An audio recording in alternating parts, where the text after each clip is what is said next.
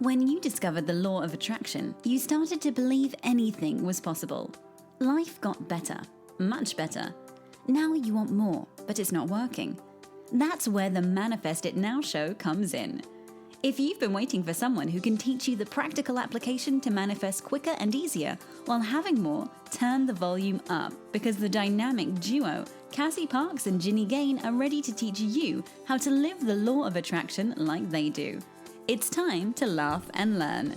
Hello, everyone, and welcome to this week's episode of Manifest It Now. I am here with Cassie Parks. And I'm here with Ginny Gane. And we're going to talk about today how to communicate in an LOA way. Yes. Oh my goodness. And I think this is one of Jenny's favorite topics, like conscious communication. It's just so important. It's like, so it's a part of everything. And so much changes when you start to bring an awareness into your communication. Yeah. And it's, I sometimes think people have some myths, and I want to start, I want to know what you're excited about in a minute, but just on this topic, like there's some myths out there, right? Like if you script and find your perfect person, you don't have to, like the communication will automatically be easy. Oh, That's yeah. a myth. Because you have to still learn, and you're learning, scripting was setting you up for this amazing experience, and then you have to continue to learn how to step into that experience. Yeah. Well, that's pretty true with everything you manifest. Like it doesn't end once you get it. Even your dream home, you got to take care of that home. In your relationship, you got to nurture your relationship. In your dream job, you got to nurture and expand and grow to maintain that same feeling. It's the same thing. Getting the thing doesn't just end your deliberate focus. Right. Yeah.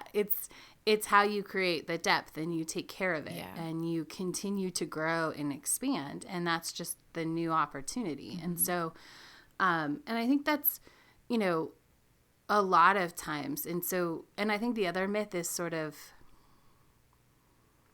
I don't know, almost like it's something to do with the other person. Like they have to change, or they have to, and really when we learn, that change comes naturally. I love that you brought that up. I used to love blaming the communication on my partner. I love that you said it like that. Well, we're not getting along, or we're fighting because there's something wrong with you. Right. And I tried, and I was very LOA, and I was like, I'm so evolved. Yeah. Yes. Oh, man. I love that. And I think listeners are going to love that piece of knowledge right there, because we've all been there, right? Whether you're there now or that's just part of the process. I think it's part of the growing is, I'm doing it like this, and it should work out. But communication is about two people. Mm-hmm. So for me, the communication really didn't become like a fun thing until I met Lisa, because it felt like we were able to do it together. And I've always loved this idea of growing together, right? Yeah. But that, not to say that other people, it wasn't available. It just, that's where I was at. Yeah, I get that. Yeah. Yeah, I think there were a lot of experiences before. I wouldn't call them like fun. They were hard and vulnerable, where I learned a lot of the skills with different people. Like I made choices, like I'm going to speak up about this. I'm going to say what I really need. Mm-hmm. I'm going to choose to say what's happening for me, Yeah. I can dive into a whole rant, a whole side tangent right now of relationships and vulnerability and safety and right to you. But anyways, what are you excited about, Cass? I was just going to ask you that. I am excited about all of the money that people are manifesting and Manifest 10K. It is, I know. It is so fun. Like, I love, because I know this, and it was interesting. I was interviewing I lost the term. But it was something capitalism, but it's where everybody wins, basically, right? Like you can have this where everybody wins, and what a novel idea. Everybody is getting, I know. And I believe that is possible. And like my way that I get to show the world that is like pay after you manifest. And it's so fun because I love receiving money. Obviously, I'm super happy. And then there's like, ooh, and that means this person has this much money, and this person has this much money, and this person manifests this much money. And it's just so much fun. Yeah, that's totally such a win-win. I love that belief, though, for people, for everyone in general, is just, in speaking of financial abundance, because it's so regularly the opposite, for us to choose to believe in the, I don't want to say abundance for all, like, what did you say, win-win-win? Yeah, everybody winning. Everybody winning. Everybody winning. Like, you can make money and everybody wins. Yes. I think it's an old, outdated belief that was perpetuated, and I think just it took a while for people to challenge, like that somebody has to lose in order to make money. I think there are so many examples. If you start looking, CEOs taking less money and paying their employees, living wages and better wages. Yeah. And there's all these examples. Then there's that ripple effect. Okay, well then what does that do to an economy in a town? And just there is starting to be so much more of that, and I'm excited about that. Yeah, I agree too. That truly is, like, to have the abundance mindset, that is a part of that. Mm-hmm. You can't be truly abundant with thinking there's you win and someone else loses. Right. Mm-hmm. Yeah, and you can create the win in all the ways. Yeah. It's fun. Good. Yay. Exciting. Yeah, I know. What are you excited about? Well, I haven't even told you this, but we just sold our camper. So, oh my goodness. I know. The one I've been working on and been inspired to update and renovate. It went pretty quick. Lisa thinks I'm like magic at selling things online, but I just keep winking at her and telling her it's called this thing called alignment. But it feels exciting because it's creating not only physical space in our driveway, it's creating emotional space. There was something I had it, mental space in terms of, like, I kept thinking about it. Oh, I got to do that. Oh, I got to do that. Oh, I got to do that. And I could work on that. I could change that, but it frees up that space. And also emotionally, we're expanding to something bigger. The reason we're selling is because we're going to upgrade to something that we can take our pets with us when we travel. And so creating that space feels really exciting too. So all of it feels really good. Amazing. Yeah. I love it. All right, communication. So fun. All right, you want to start this one off? Well, yeah, let's start with, do you want me to start? We're going to do 2 episodes. Yeah. Let's start there. We're going to do 2 episodes because we feel like there's a lot to cover. Do you want me to start with the 4 things or the emotional part?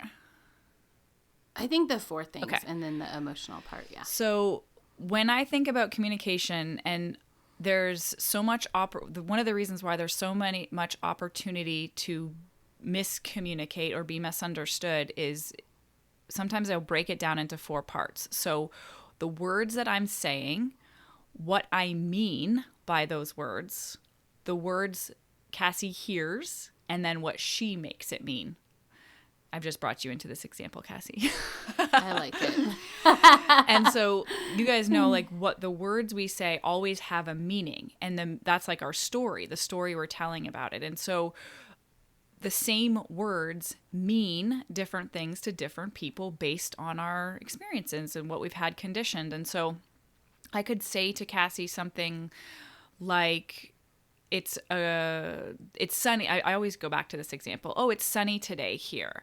Or let me use this one. It's snowy today here.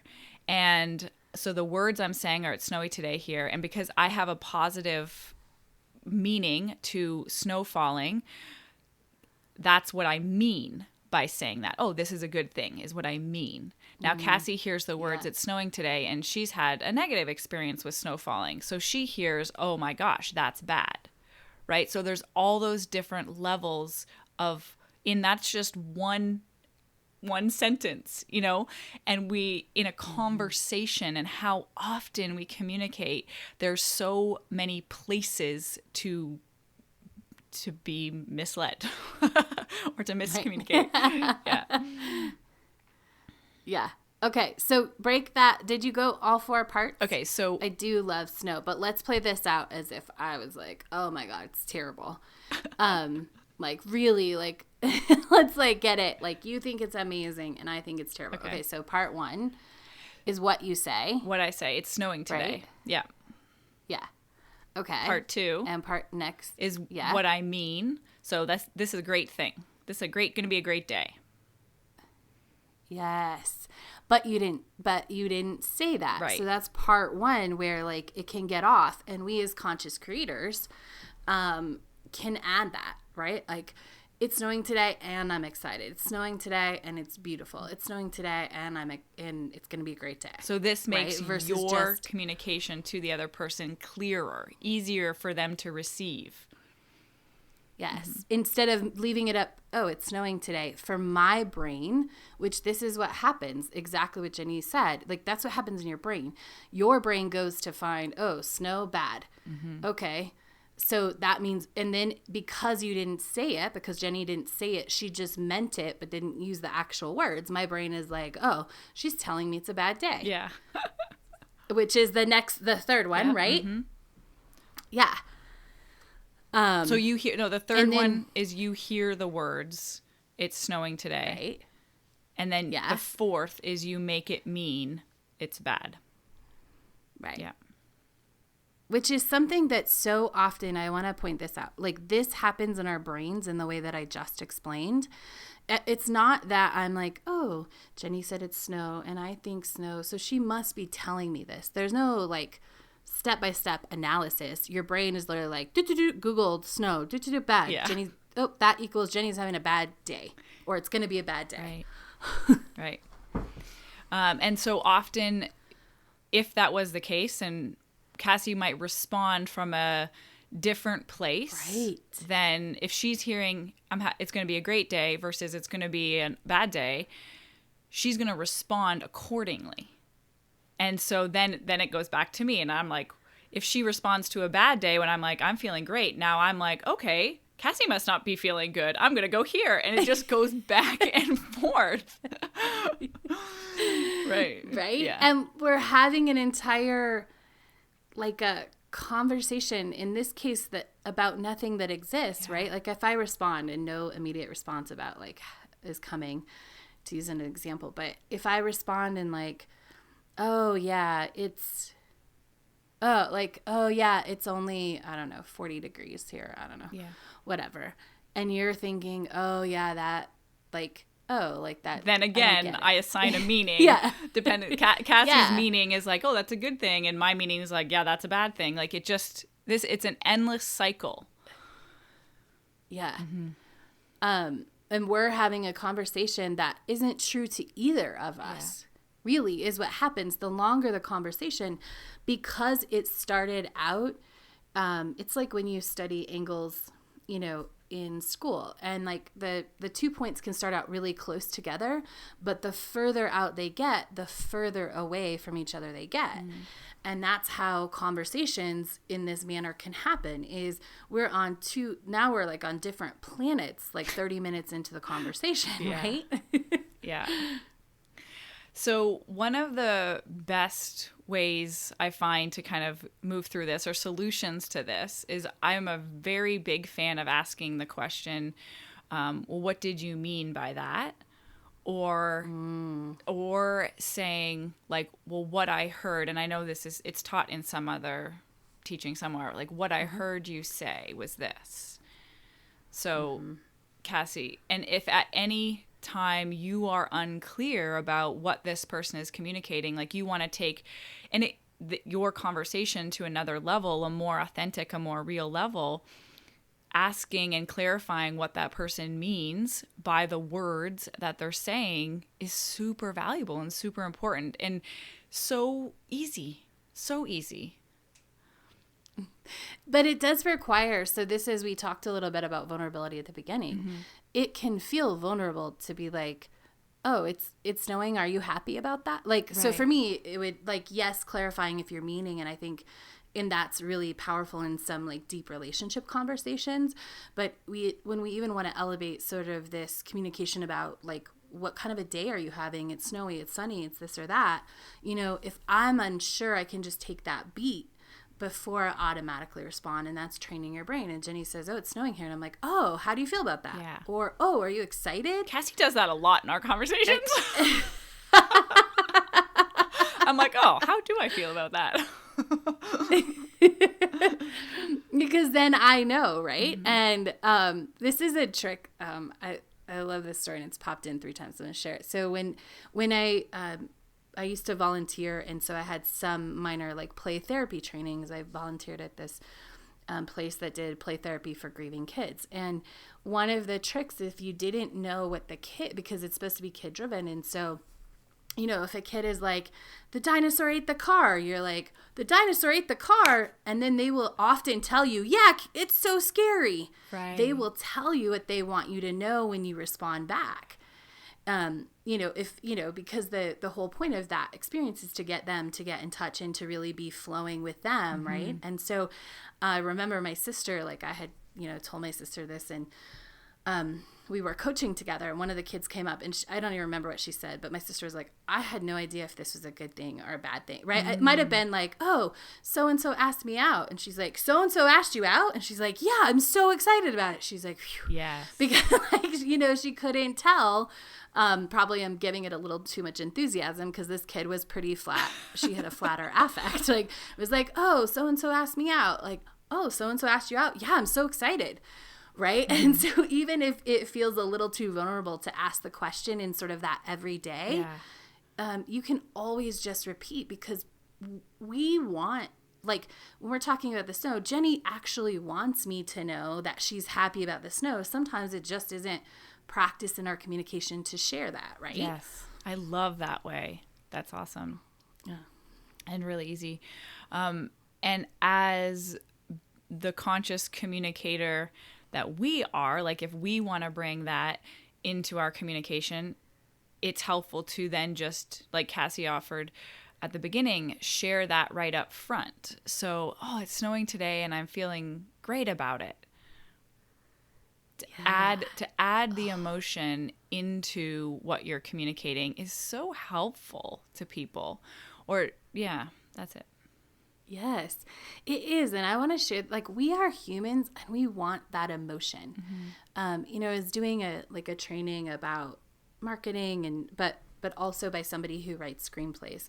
And, you know, she was, one of the things that stuck with me as she's going through, she's like, every movie flops. Like, the emotional connection isn't enough. Like, if a movie flops, it's because that character, like the emotion isn't developed, because we as humans, like, we want that emotional connection. Mm-hmm. And so it's not weird when we're at, like, if, you know, what Jenny just suggested, like adding in our own how we feel is actually automatically going to make someone feel more connected to you, because they know you. They're not, their brain isn't so they're out of their brain, which is trying to figure it out. Mm-hmm. And they're more in their heart, because they already know, oh, she's excited, I can be excited with her. Yeah.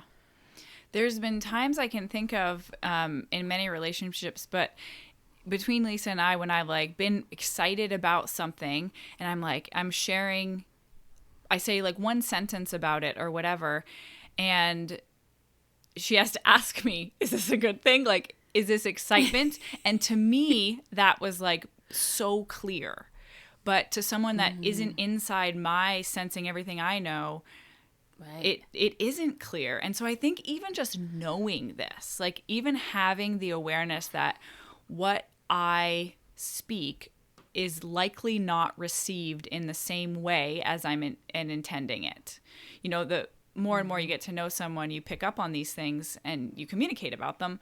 But that even takes so much pressure off or judgment off or blame off of if a conversation isn't going the way you want it to go or doesn't feeling good. Coming back to that, remembering maybe I'm not communicating what I actually feel or what I actually mean by this, and then clarifying that in the conversation. Yes. Yeah. Yes. So being both responsible for opening up and sharing more to increase that connection, and communication flows better in deeper connection, because we are, again, it's just the way we're built as humans. We want that connection, and we have, mirror neurons that are trying to figure out how to mirror who you are, like to help us with that connection.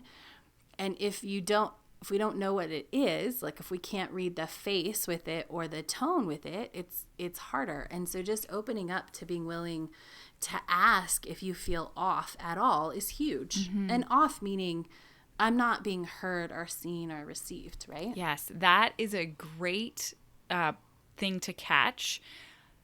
So if you're ever feeling, I don't feel heard or understand or seen, that's your kind of like your opportunity to be like, okay, there's something in this communication is probably being missed, right? So, and without having to place blame on the other person, like, well, they clearly just don't get me.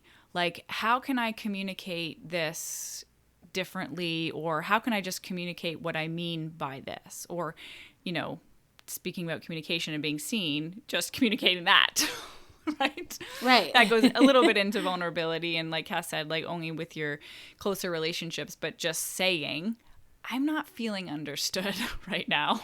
Or I want to understand, or I don't understand. Totally just calling out whatever's going on in you is really valuable to the conversation, to the connection.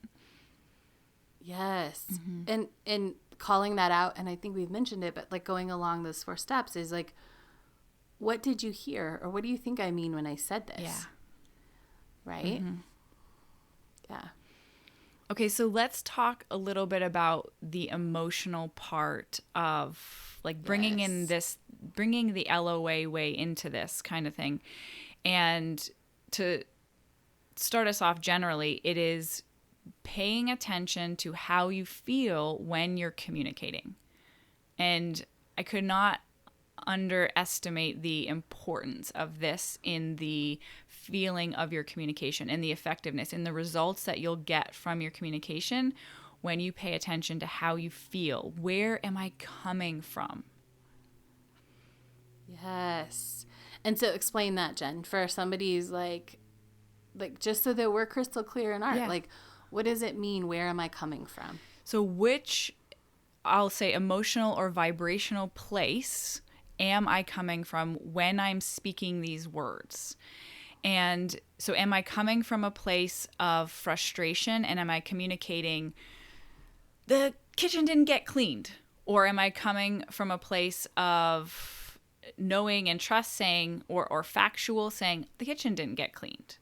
Now, clearly, like you guys could hear the difference in my voice. That might not be so obvious in the moment, but the energy you communicate with equals the energy or the emotion of the response you get, right?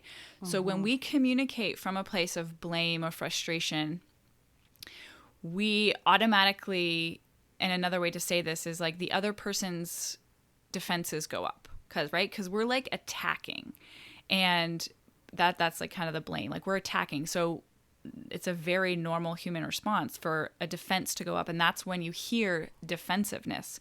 Whoa, or I didn't do that, or it wasn't my job, or what that might come out like that. So something I've practiced for a long time is, because sometimes it's easier to see the defensive reaction before I catch where I'm at. And so as soon as I hear that, I'm like, oh, something I must have come across in a way that isn't probably where I want to come from. Yeah, which is so I want to talk about this in terms of this. So when recognizing that's not where you want to come from, I think the way this gets messed up in like both the way that you're saying it, not recognizing it, but one of the things you haven't said yet, but you will say, right, is like you can choose to come from love, or you can come from where you're at. But often I think people try to come from love when they're still in the place of anger and frustration. I totally agree. Like I'm going to act, I'm going to say the words. And say the words, right? Like, well, like whatever the practice thing, I'm feeling like this, and like really use this, but the energy is not it's not that. It's frustrated. It's anger. Sometimes it's, I want to hurt you, right? Mm-hmm. And if you're not stopping and being clear about that, you can't come from love. The words don't make you come from love. The energy does. Yes. And you speak, so vibration trumps everything. You speak louder with your vibration than you ever will with your words. That when you can feel the difference, like when someone is saying like a speech and their emotion is behind it, their heart is behind it, you feel that. That's what you're responding to. You're not responding to the words. You're touched by the emotion, the place they're coming from, versus, well, anytime we feel where someone speaks from, not the words they're saying. Exactly. And a great, like a non sort of example about this is songs, right? Yes. Two different people can sing a song and you can feel literally moved inside by one person and nothing from the other. And so that's clear, just a clear way to remember it's not about the words. It's not about the words. So how this can, having this awareness can really help improve your communication is by having an intention of how you want to feel in your conversation. So in any kind of conversation, a great place to start is if you know you're going to have a conversation, like, I don't know, with a colleague, with a friend, with a supervisor, anything, parent, child, be intentional about how you want to feel in that conversation and just like take 10 seconds and tune into that before you go into it to make sure that you're there and you're taking care of your side of the equation of whatever that might be. Mm-hmm. Because often when you don't take that 10 seconds, what automatically comes up is everything that's ever happened before. So true. If the majority of your time when you have a conversation with your mother or your boss and it is conflict, you're already preparing on your way there. Like you have decades emotional about everything of reasons and vibrational practice that are going to go into that conversation if you're not intentional. Mm-hmm. That's such a powerful thing because sometimes I think we have an experience, let's just say a conversation, and then we're questioning, like, why did that turn out like that? How come it's always like this? That's why, is because you have to be intentional of the energy you're taking in. And it's not saying, okay, so I'm going to be intentional to be allowing in this conversation and the past won't come in. But now you know, oh, that's the past coming in. And you have the opportunity to let that be or, go through other practices. But this is the way to have more easy, flowing, deep, connected conversation, and to feel that sense of being understood and hearing other people and what we're ultimately all after, which is that depth of connection, human to human. Yes. And so that depth is something that I would probably obviously set the intention if you're going into a conversation that sort of has this past and you do want to change it. And I would start, if you want to get better in those harder conversations, start applying some of the stuff that we've said today in just everyday conversations, right? Like set the intention for the day or when you wake up tomorrow or today.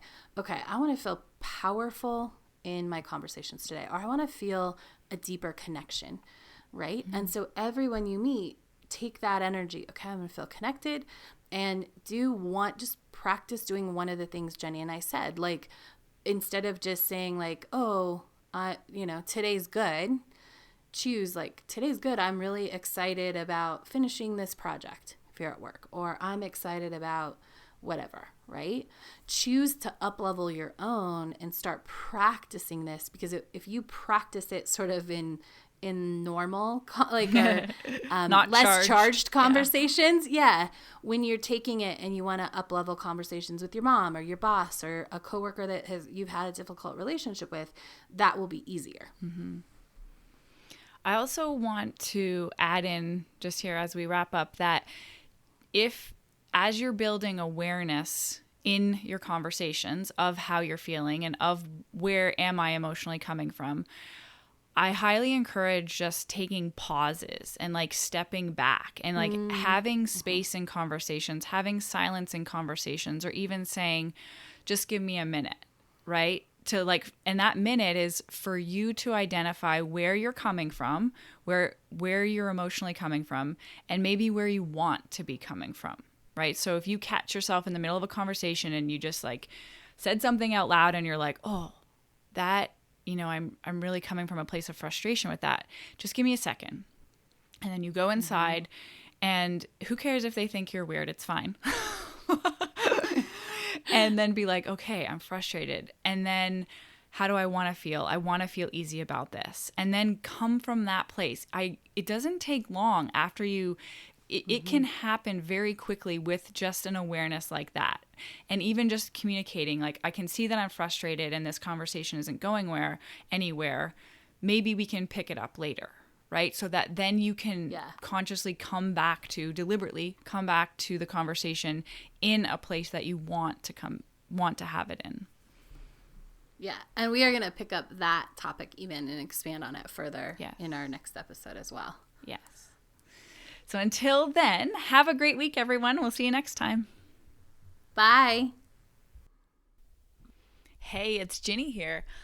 Have you ever questioned, when is that thing you want coming? Like, how close am I really to manifesting it? You know your alignment is the key to manifesting what you want, but how can you measure this alignment? Well, I have something for you. I created a simple 2-minute quiz. Pop over to my website, ginnygane.com, and take the alignment quiz so you can find out how much time you're spending in alignment and how close you are to getting what you really want. That's GINNYGANE.com.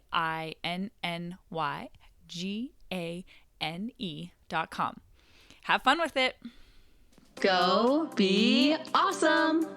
Thank you for joining us on the Manifest It Now show, where you learn how to leverage the law of attraction to manifest your dreams. Now that you're inspired, share the love and review us on iTunes. While you're there, remember to subscribe.